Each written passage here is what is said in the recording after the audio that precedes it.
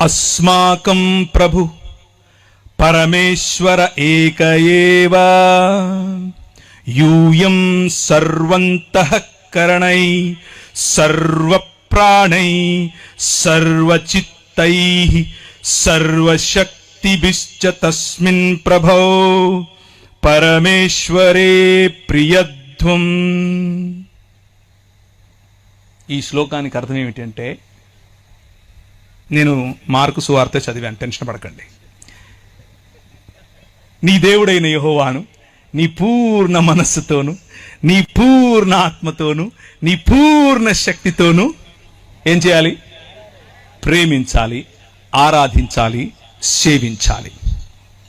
ఇత్యాజ్ఞా శ్రేష్టా తథా స్వప్రతివాసిన్ స్వవత్ ప్రేమ కురుధ్వం.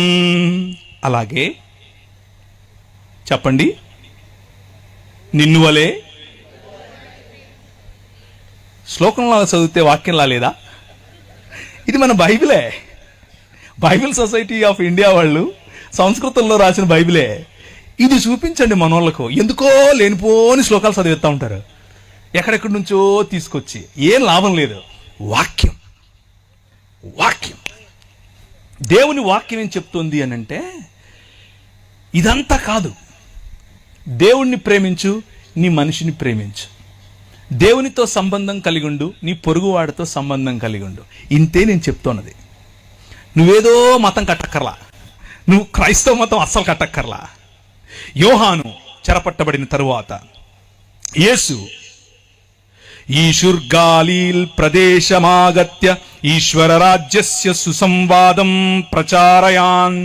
ఆయన యోహాను చెరపట్టబడినప్పుడు గలిలియ ప్రాంతములోనికి వచ్చి దేవుని రాజ్యమును ప్రకటించుచుండెను.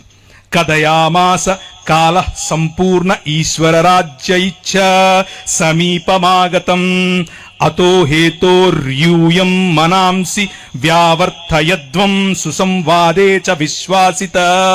మీ మనసులను మార్చుకుని దేవుని రాజ్యము వైపుకు రండి అని ఆయన దేవుని రాజ్యమును ప్రకటించెను.